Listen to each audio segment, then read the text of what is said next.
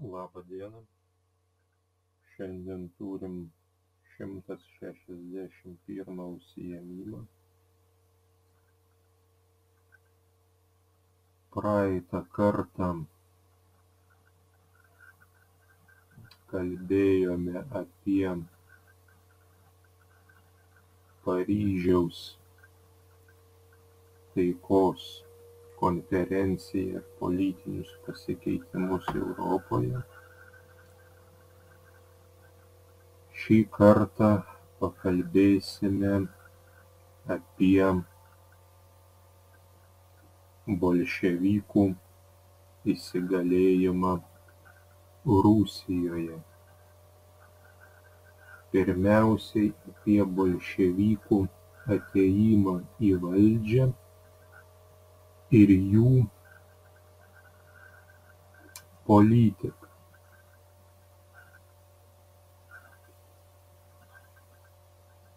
Taigi 1917 metais spalio mėnesį Petrograde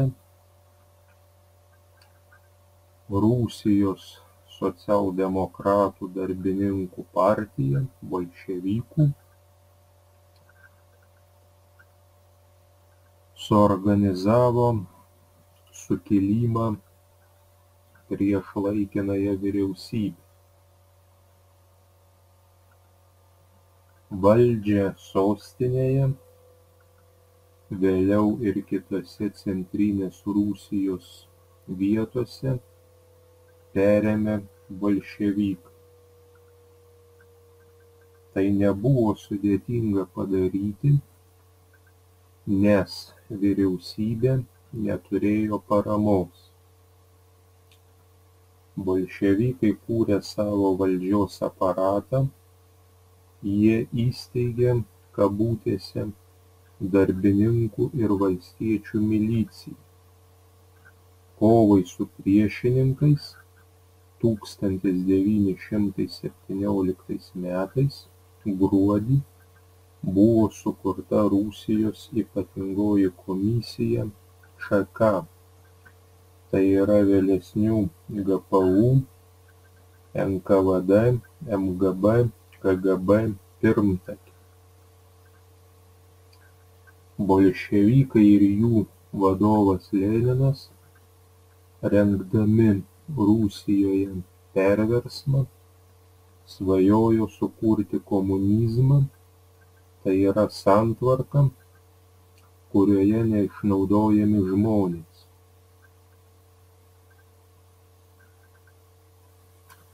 Žmonių išnaudojimo priežastis esanti privati fabrikų, transporto, prekybos įmonių, žemės nuosavybė. Todėl visa tai turi būti nacionalizuota, tai yra atitekti valstybei. Paėmus valdžią, šios teorijos buvo pradėtos įgyvendinti. 1917 metų pabaigoje pradėta nacionalizacija, tai yra turto atėmimas iš savininkų ir perdavimas valstybei.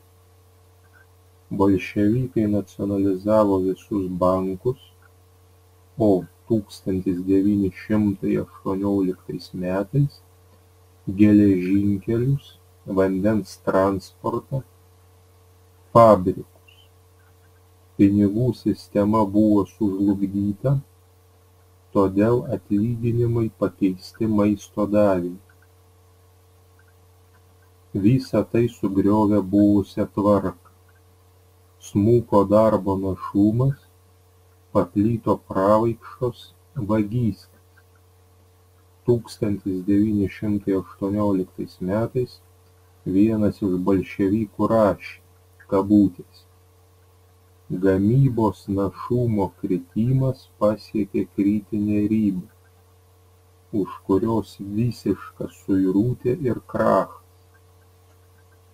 Bolševikai išdalijo dvarininkų valdas, Valstiečius atleido nuo mokesčių dvarininkams, panaikino jų skolas žemės bankui. Bet neilgai džiaugėsi valstiečiai. 1918 metais, viduryje metų, buvo įvesta kabutėse maisto produktų diktatūra. Valstiečiams buvo uždrausta prekiauti užaugintą produkciją. Jie privalėjo maistą nustatytą kainą parduoti valstybei. Iš šios kabutėse prekybos nieko neišėjo. Kas norės produktus atiduoti pusvelčiui? 1919 metais buvo priimtas maisto pertekliaus nusavinimo dekretas. Iš tikrųjų, dažnai valdžia nusavindavo ne tik kabutėse perteklių, bet viską, ką pavykdavo rasti ūkiui. Valstietis už produktus nebegaudavo nieko. Juos rinkdavo ginkluoti būriai, už pasipriešinimą valstiečiai buvo šaudomi. 1918 metais pradėtos kurti komunos. Valstiečiai šalinosi šios naujovės, norėjo likti savo žemės šeimininkai. Bolševikų reformos apėmė ir kitas visuomenės gyvenimo sritis. Religija buvo paskelbta kabutėse išnaudotojų tarnaitė. 1918 metais sausio mėnesį priimtas bažnyčios atskyrimo nuo valstybės dekretas. Paskelbta, kad bažnyčia netenka turtų. Dvasininkus imta persekioti už kabutėse religinę propagandą.